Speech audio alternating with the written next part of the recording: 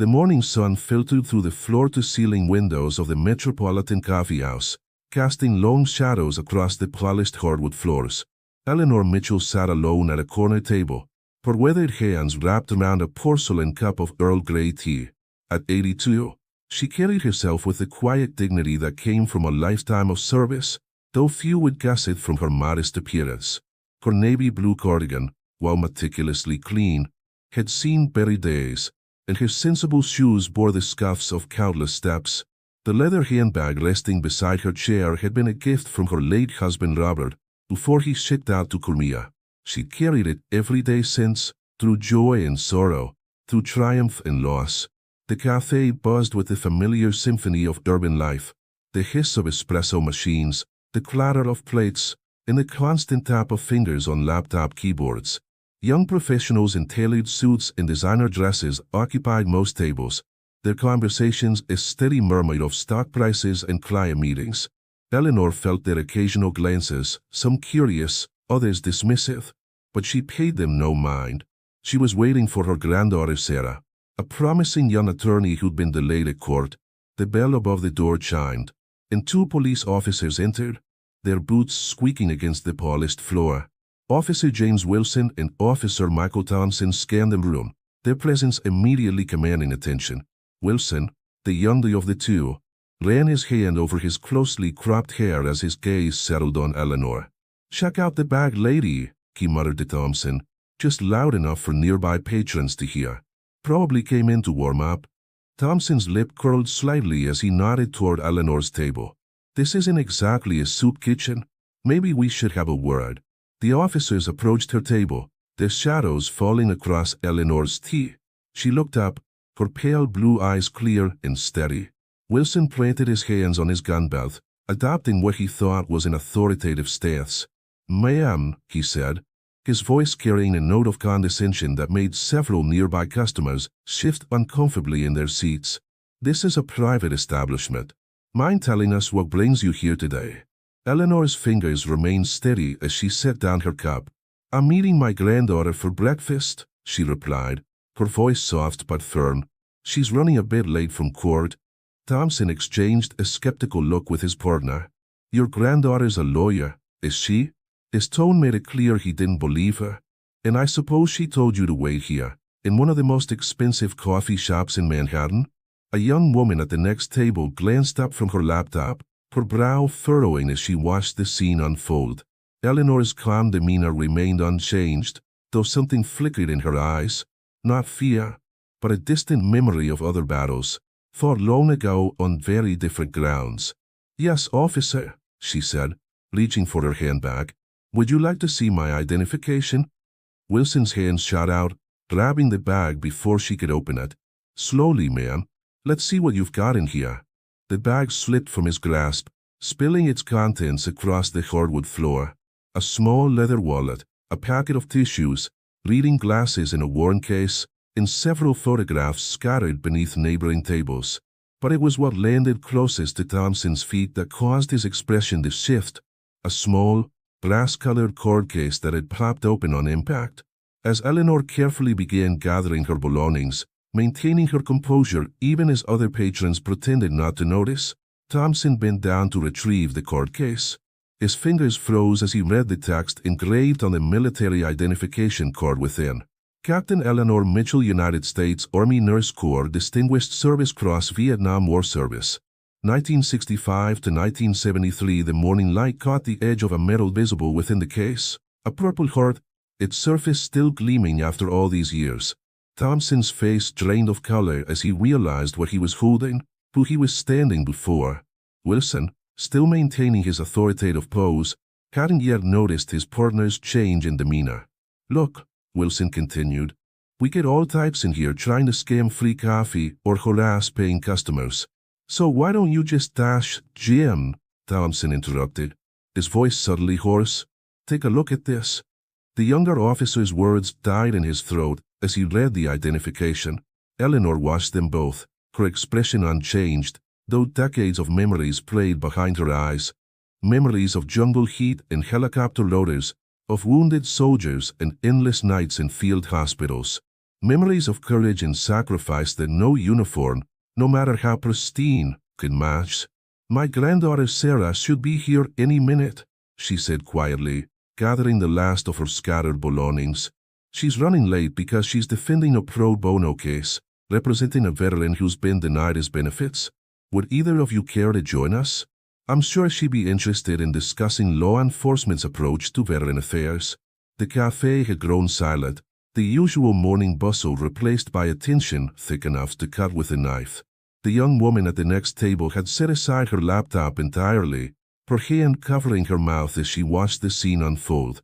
Through the window, the morning sun continued its journey across the sky, illuminating dust motes that danced in the air like silent witnesses to the unfolding drama.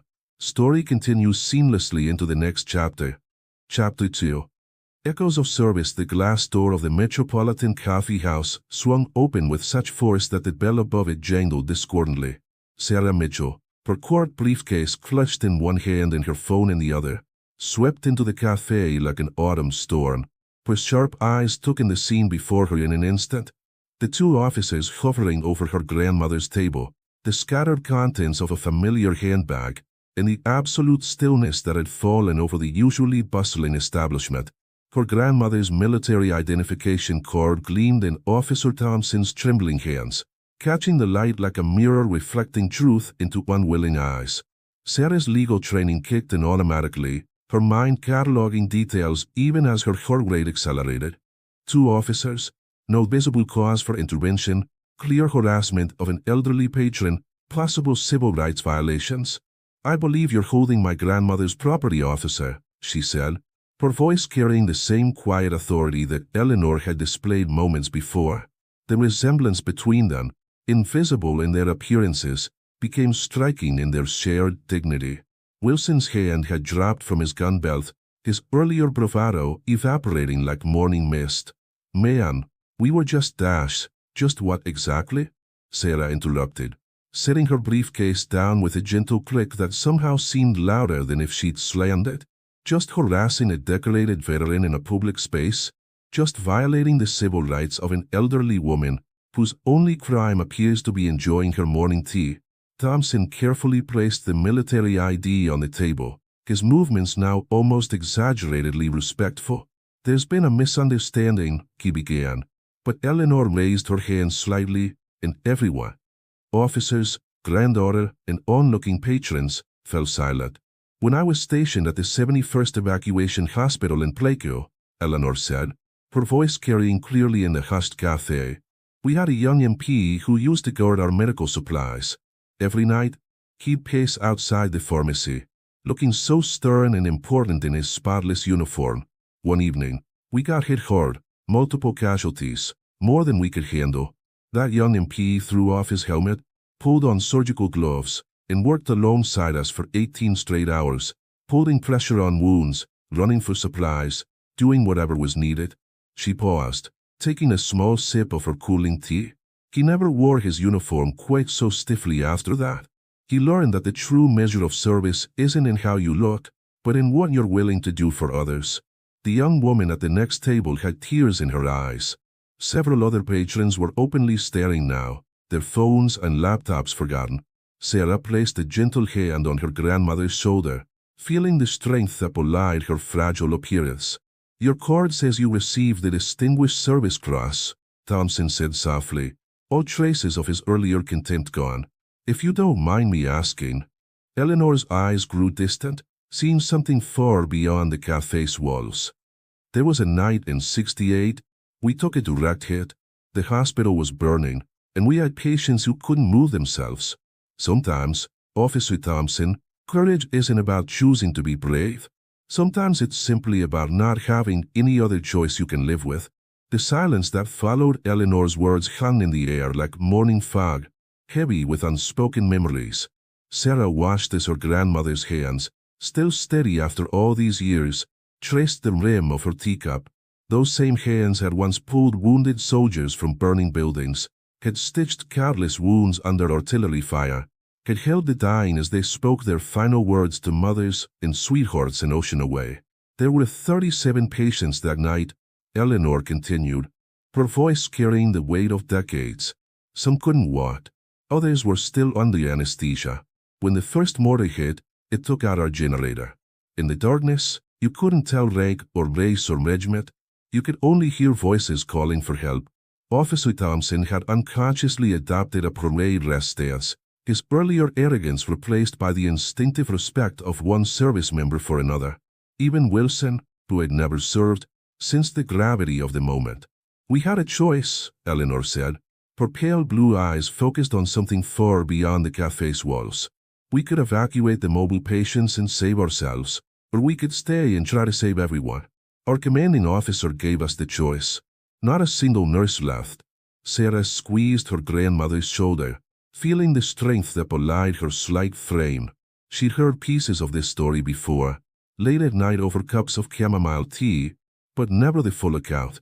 Her grandmother rarely spoke of her service, carrying her honors with the same quiet dignity she brought to everything else. The fire was spreading fast, Eleanor continued. We formed a human chain, passing patients hand to hand through the smoke. The heat was intense. You could hear the building groaning, ready to collapse. But you could also hear the wounded singing. Can you imagine? They were singing battle hymn of the Republic to keep their spirits up, to give us strength. The young woman at the next table had abandoned any pretense of working. Her laptop sat closed, forgotten, as tears tracked silently down her cheeks. Around the cafe, other patrons had drawn closer, pulled in by the quiet power of Eleanor's words. We got them all out.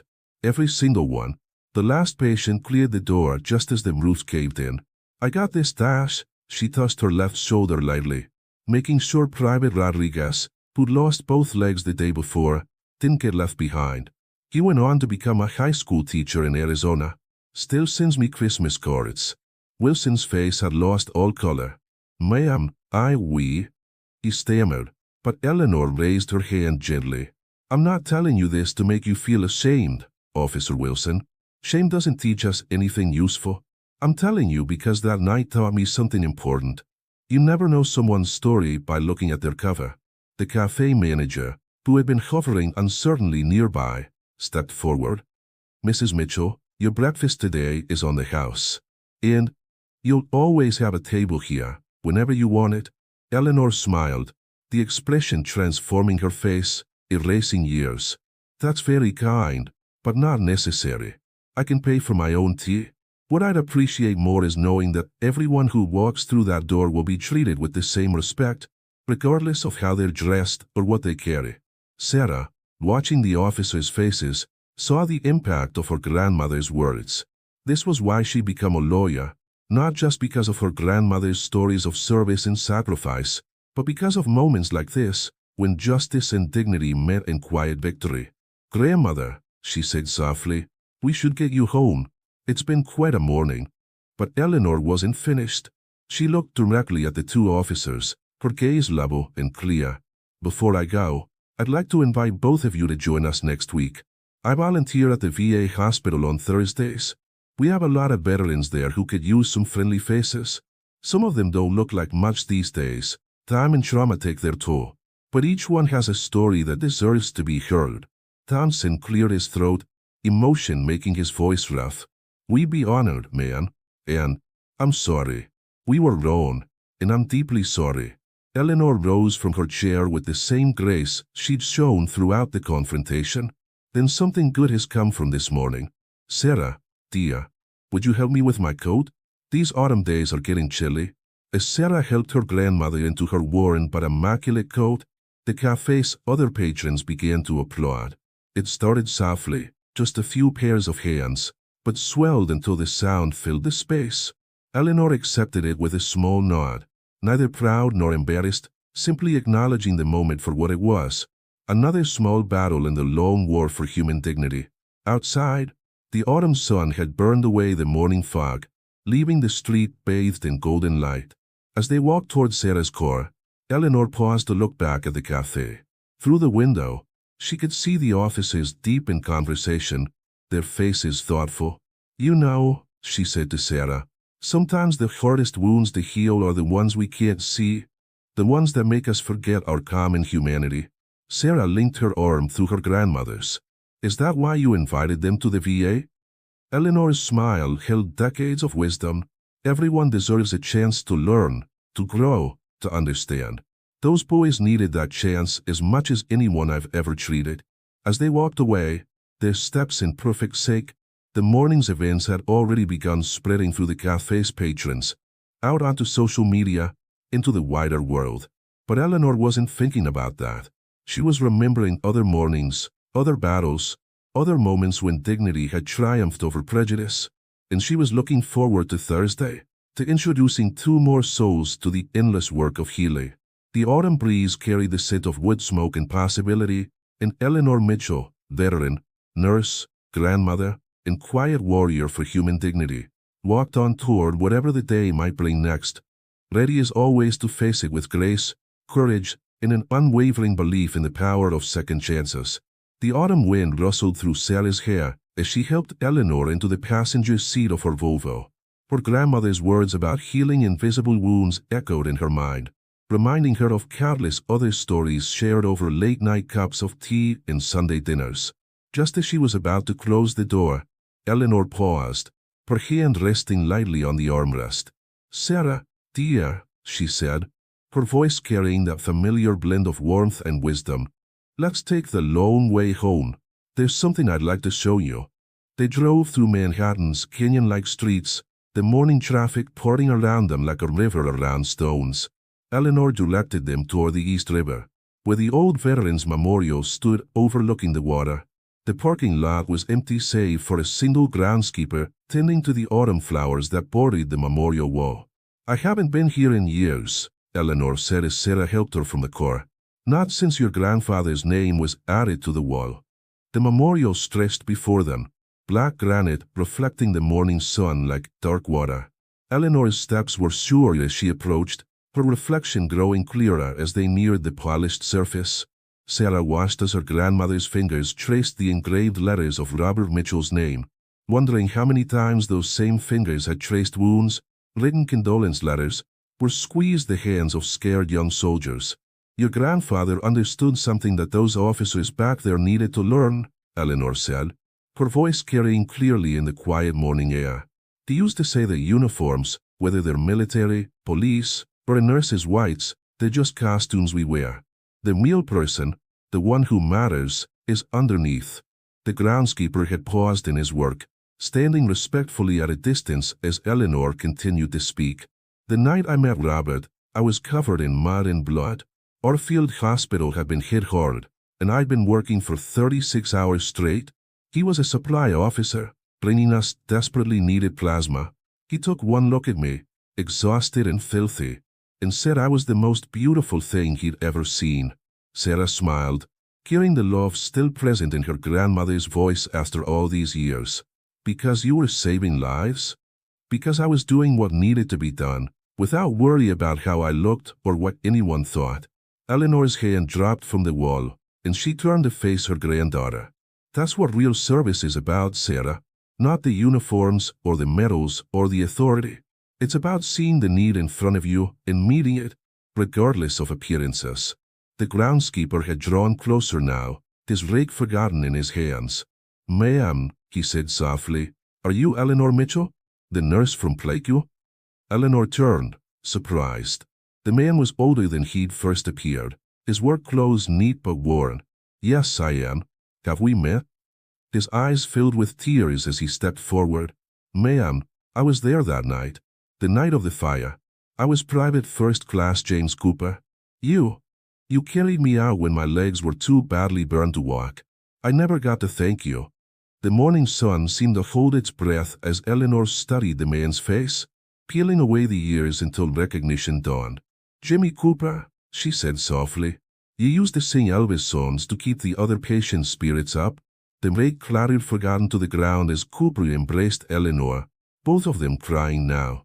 Sarah watched, understanding blooming in her heart about why her grandmother had wanted to come here today, why the confrontation at the cafe had stirred such deep waters.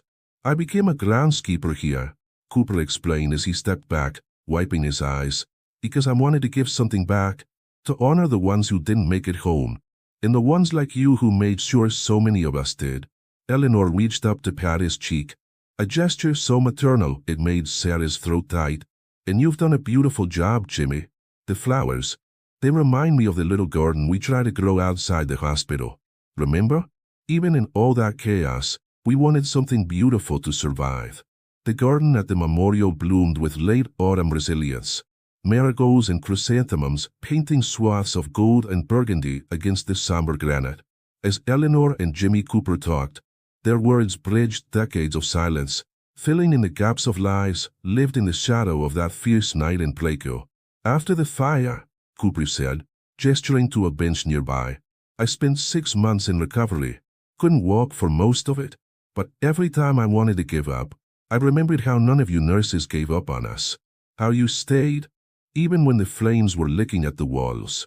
They sat together, Eleanor between Cooper and Sarah, the morning sun warming their shoulders. Sarah noticed how her grandmother's posture had shifted. There was something almost military in her bearing now, as if proximity to these memories had awakened muscle memories long dormant. Do you remember Nurse Rodriguez? Cooper asked, his weathered face brightening. She used to sing Spanish lullabies during the night shifts. Eleanor's laugh was soft but full of warmth. Maria, yes. She never made it home. Took a piece of shrapnel 2 weeks before her tour was up. But those lullabies, they saved more lives than any medicine we had. Sometimes, Jimmy, healing isn't about bandages and morphine. Sometimes it's about reminding people they're still human. Sarah watched as her grandmother's hands, still elegant despite their age, sketched shapes in the air as she spoke, describing the layout of the old hospital, the placement of the beds, the path they'd taken through the smoke that night. It struck her how these hands held not just memories, but a kind of wisdom that couldn't be taught in any classroom or academy. That's what those officers today didn't understand, Eleanor continued, her voice taking on a teacher's patience. When you've seen humanity stripped to its essentials, when you've held someone's life in your hands or had them hold yours, you learn that dignity isn't something that comes with a uniform or a title. It's inherent, unalienable, as basic as breath. Cooper nodded, reaching into his pocket to pull out a worn photograph. I carry this everywhere, he said, handling it with reverence. It's from the day after the fire. See? That's you, Mrs. Mitchell, still in your scorched uniform, checking on patients in the makeshift ward we set up in the mess hall. Sarah leaned in to look. The photograph was faded, its edges soft with handling, but she could clearly see her grandmother, younger, her hair darker, but with the same steady presence she maintained today. In the image, Eleanor was bent over a patient's bed, one hand checking a bandage while the other held the young soldier's hand. Her uniform was indeed scorched, and there was a makeshift bandage visible on her shoulder, but her face showed only concentration and care. I remember this, Eleanor said softly, touching the photograph with a fingertip. This was Tommy Reynolds, 19 years old, from some small town in Kansas. He was so scared the roof would collapse again that he couldn't sleep. I sat with him for hours, just holding his hand and talking about his mother's apple pie recipe. Did he make it? Sarah asked, though something in her grandmother's tone had already told her the answer. Eleanor shook her head. Infection set in 3 days later. In those conditions, with our supplies burned and the new ones delayed, we lost him. But he didn't die afraid, and he didn't die alone. Sometimes that's the only victory you can claim. Cooper's hand found Eleanor's, squeezing gently. You gave us all something more precious than medicine, Mrs. Mitchell. You gave us dignity. Even in our worst moments, when we were burned or bleeding or screaming in pain, you treated us like we mattered, like we were still worthy of respect. The morning had warmed considerably, but Sarah felt a shiver run through her as the parallel between past and present crystallized. The same dignity her grandmother had fought to preserve in a burning hospital in Vietnam was what she demonstrated in the cafe, not demanding respect, but extending it, even to those who tried to deny it to her. Jimmy, Eleanor said suddenly, would you consider coming with me to the VA hospital next Thursday? Those officers will be there, and I think they need to hear your story too. Need to understand what real service looks like. Cooper straightened, pride evident in his bearing despite his worn work clothes. I'd be honored, Mrs. Mitchell. Maybe I could even sing a little Elvis for old time's sake. Their laughter rang out across the memorial garden, startling a pair of pigeons into flight. Sarah watched them soar against the blue autumn sky, thinking about cycles of service and healing, about how some wounds need more than bandages to mend, about how dignity, once given, once understood, could ripple outward through decades, touching lives in ways no one could predict. Eleanor rose from the bench, her movements deliberate but sure. We should go, Sarah. I have a letter to write to Tommy Reynolds' mother. After all these years, I still send her cards on his birthday. Some connections, she glanced meaningfully at Cooper, are meant to last a lifetime. As they walked back to the car, leaving Cooper to his flowers and his memories, Sarah noticed that her grandmother's steps were lighter, as if sharing these memories had lifted some invisible weight. The morning's confrontation at the cafe had transformed into something else entirely, not an endpoint, but a beginning, another chance to teach, to heal, to extend dignity to those who needed to learn its worth. You know, Sarah, Eleanor said as they reached the car, I think those officers might just surprise us next Thursday. Sometimes the hardest battles we fight are against our own preconceptions, but I've seen miracles happen in hospital rooms and cafe corners alike.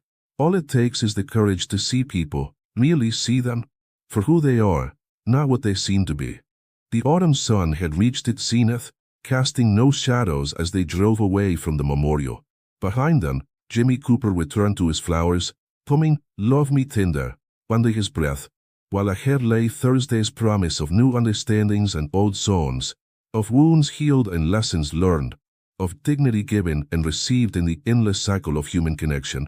The drive home was quiet, filled with the kind of comfortable silence that exists between people who understand each other deeply.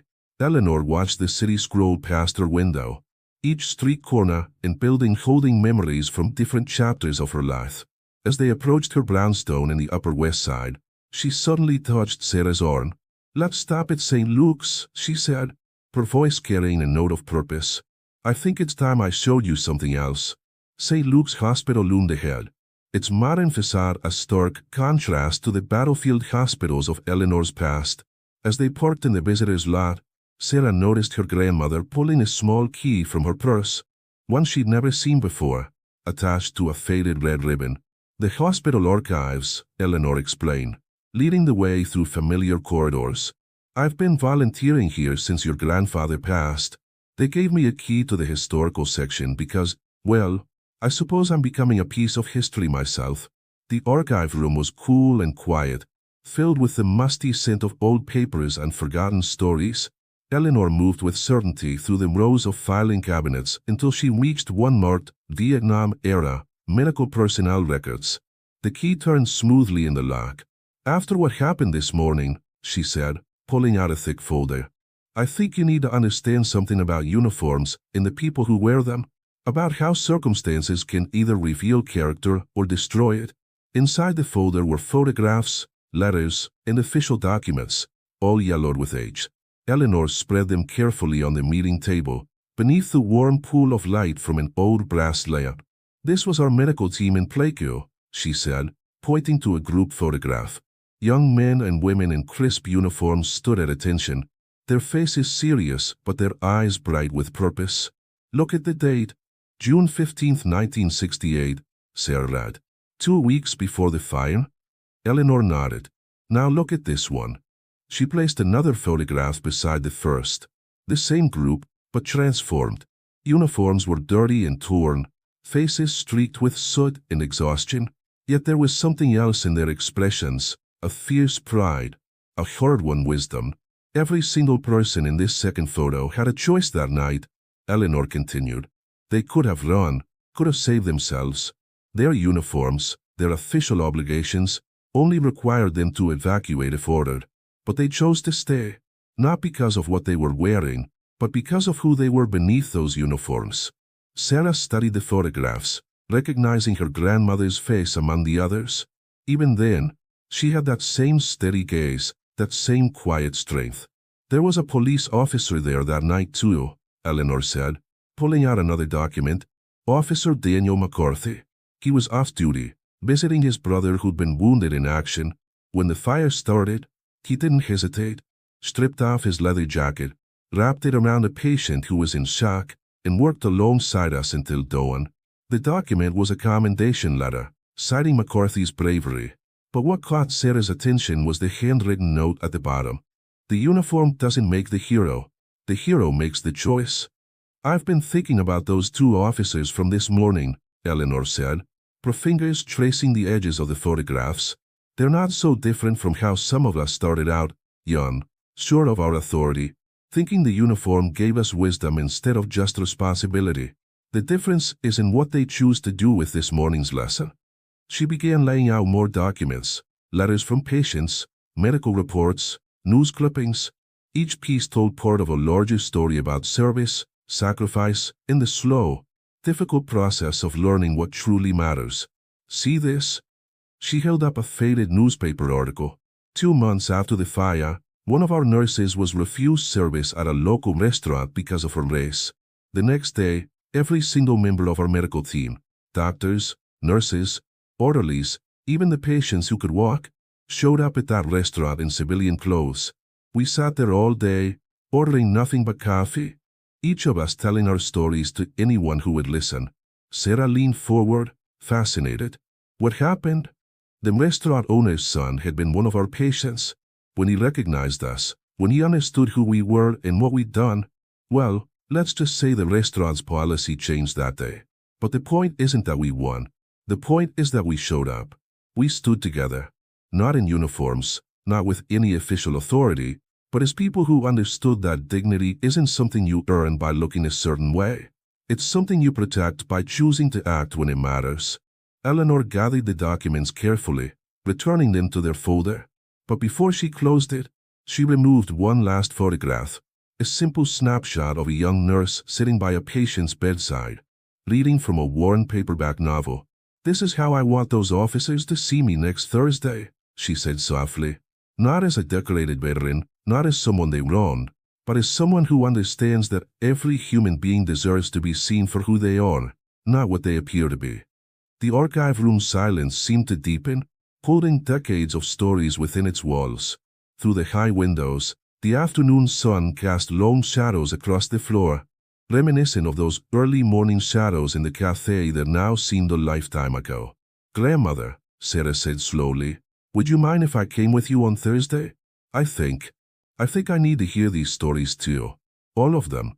Eleanor smiled, and in that smile was every battle fought, every life saved, every lesson learned across the long arc of her remarkable life.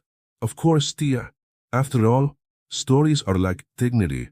They grow stronger when they're shared." As Eleanor closed the archive room behind them, the weight of history seemed to follow them through St. Luke's corridors.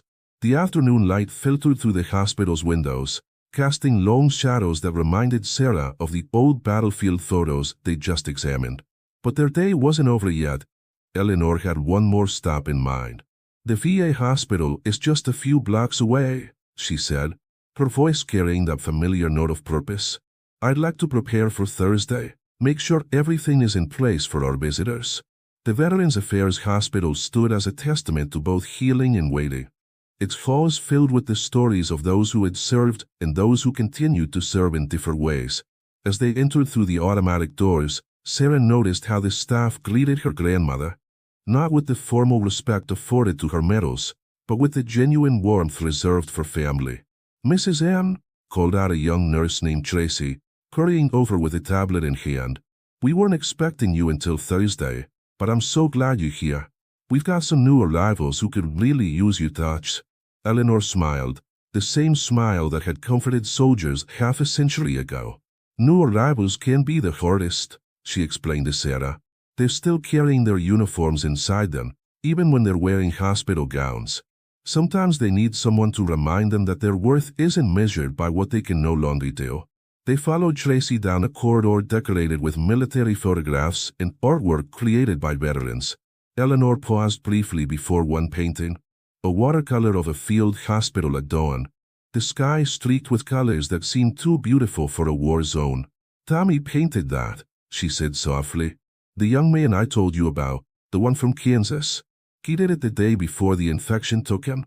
Said he wanted to show his mother where he'd found his courage. The painting's colors seemed to shimmer in the fluorescent light, pulling both beauty and sorrow in their delicate strokes. Sarah noticed how her grandmother's hand reached out to touch the frame gently, a gesture that bridged decades of memory. "Mrs. Mitchell," Tracy interrupted gently, "would you mind spending some time with Mr. Chin? He's one of our new arrivals, came in last week. He's having a hard time adjusting." Eleanor's expression shifted subtly, taking on the focused compassion Sarah remembered from childhood's scraped knees and teenage heartbreaks. "Of course, Sarah.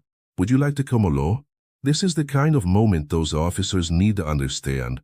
Mr. Chin's room was at the end of the hall, sunlight streaming through windows that overlooked a small garden. The man in the bed seemed too young for his evident weariness, his military posture visible even in repose. His right sleeve hung empty. "Good afternoon, Mr. Chun," Eleanor said, her voice carrying the perfect blend of respect and warmth. "I hear you're new to our little family here." The young veteran's eyes flickered with recognition, not of Eleanor specifically, but of something in her manner, something that spoke of shared experiences and understood sacrifice. "Ma'am," he responded, attempting to sit up straighter. "Please, stay comfortable," Eleanor said, moving to sit in the chair beside his bed. "I just thought you might like some company. I was a nurse in Vietnam, though that probably seems like ancient history to you." Chen's tension eased slightly. "Afghanistan," he said quietly. "2 weeks ago, I was getting ready to leave my squad on patrol. Now I'm here."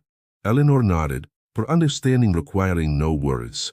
She reached into her purse and pulled out a small, worn book. "Would you mind if I read to you? It's something we used to do in Plaquio, when the nights were long and sleep was hard to find." The book was Tolkien's The Fellowship of the Ring, the same copy she'd carry through her tour, its pages stained with coffee and memories. As she began to read, her voice took on a rhythmic quality that seemed to fill the room with something more than just words. "The road goes ever on, down from the door where it began." Sarah watched as Chin's features gradually softened, the military bearing giving way to something more human, more vulnerable. This, she realized, was what her grandmother had been trying to teach those officers, that beneath every uniform, every stereotype, every hasty judgment, there was a person worthy of dignity and understanding. Eleanor read for nearly an hour, pausing occasionally to share a memory or ask Sean about his home in Seattle. By the time they prepared to leave, the young veteran's eyes had lost some of their haunted look, replaced by a glimmer of connection. "Would you come back?" he asked, his voice carrying both hope and hesitation. Maybe on Thursday." Eleanor smiled, patting his hand gently. "Of course, and I'm bringing some special guests, 2 police officers who are learning what it means to see beyond appearances. Would you be willing to help teach them?" John straightened slightly, purpose returning to his bearing. "Yes, ma'am. I think I'd like that." As they left the VA hospital, the setting sun painted the sky in colors reminiscent of Tommy's watercolor. Sarah watched her grandmother's face, seeing how the day's events had written themselves into the gentle lines around her eyes and mouth. "You know," Eleanor said as they walked toward the car, "those officers this morning gave us a gift, though they didn't know it. They gave us a chance to build another bridge, to heal another kind of wound. Thursday won't just be about teaching them respect, it'll be about showing them how to extend it to others." The city was settling into evening around them, lights beginning to twinkle in windows, people hurrying home from work. Each face they passed held its own story, its own battles fought and won or lost, its own need for dignity and understanding.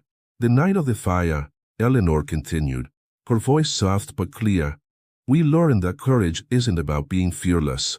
It's about being afraid and doing what's right anyway." Those officers, Mr. Chin, even Jimmy Cooper attending his memorial garden, they're all part of the same story. A story about how we find our humanity in the moments when it would be easier to look away. The streetlights had begun to flicker on as Eleanor and Sarah walked, each illuminated circle creating islands of light in the gathering dusk. Eleanor paused beneath one, her face thoughtful as she watched a young police officer helping a child cross the street nearby. "You see that?" she said softly. "That simple act of kindness? That's what being in uniform should mean. Not authority for its own sake, but the power to help, to protect, to serve. Sarah watched the scene unfold. The officer's patient smile, the child's trusting hand in his, the grateful wave from a mother on the opposite curb. It was a moment that seemed to exist in direct contrast to the morning's confrontation at the cafe. When I first arrived in Vietnam, Eleanor continued as they resumed walking, I was so proud of my crisp white uniform, my shiny insignia. I thought they made me special, made me important. It took exactly 1 hour in the field hospital to learn how wrong I was. She stopped again, this time before a small neighborhood park where children were still playing despite the approaching evening. Their laughter carried on the cooling air, a sound as timeless as humanity itself. My first patient was a young man who'd lost both legs to a landmine. He was delirious with pain and fever, calling out for his mother in a language I didn't understand. In that moment, my pristine uniform meant nothing. What mattered was that I could hold his hand, cool his fever, show him through touch and presence that he wasn't alone. A gentle breeze stirred the leaves overhead, carrying with it the first hint of night's approach. Eleanor pulled her cardigan closer, but her voice remained strong and clear. That's what I want those officers to learn on Thursday. Not just about respecting veterans or acknowledging rank. I want them to understand that their uniform is not a shield to hide behind or a weapon to wield. It's a promise they make to every person they meet. A promise to see the humanity before them, regardless of appearance or circumstance. They had reached Eleanor's brownstone, its familiar steps leading up to the door where Sarah had spent so many childhood afternoons listening to her grandmother's stories. But tonight, those stories carried new weight, new meaning. Come inside for a moment, Eleanor said, unlocking the door with practiced ease. There's something I need to prepare for Thursday. The interior of Eleanor's home was a testament to a life richly lived. Photographs covering the walls, books filling every available shelf, and mementos from her service years carefully preserved but not prominently displayed. She led Sarah to her study, where an old wooden desk held more stories in its scratches and where marks than most books could tell. From the bottom drawer, Eleanor withdrew a small wooden box, its surface smooth from years of handling. Inside lay her medals, including the Distinguished Service Cross that had so shocked the officers that morning. But beneath them was something else, a collection of letters, their paper thin with age. These, Eleanor said, lifting them carefully, are from some of the people I served with, not just the nurses and doctors, but the patients, the orderlies, even the local villagers who helped us rebuild after the fire. Each one tells a story about what it means to see beyond uniforms and appearances. She selected one letter, its creases deep from repeated folding and unfolding. This one is from Maria Rodriguez's mother. She wrote to thank us for making her daughter's last weeks meaningful, for giving her a purpose greater than herself.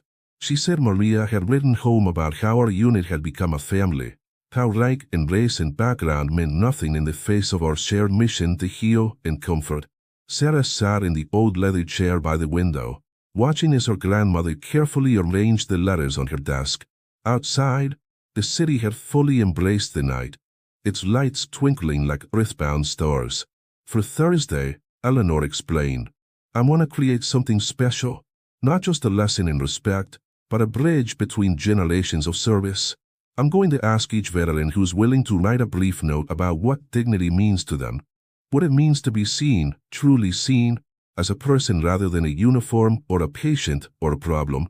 She began to write, her penmanship as precise as it had been when she recorded countless medical charts under battlefield conditions. Dear Officers Wilson and Thompson, she began, then looked up at Sarah with that familiar gentle smile. Would you help me with this, dear? Sometimes the hardest lessons are best taught through many voices, many stories woven together. Just as those officers need to learn that every person has value beyond their appearance, they also need to understand that every story, every experience, adds to the tapestry of human dignity. The night deepened around them as they worked, crafting a message that would bridge the gap between judgment and understanding, between authority and service, between the quick assumptions of a morning confrontation and the deeper truths that lay beneath every human encounter.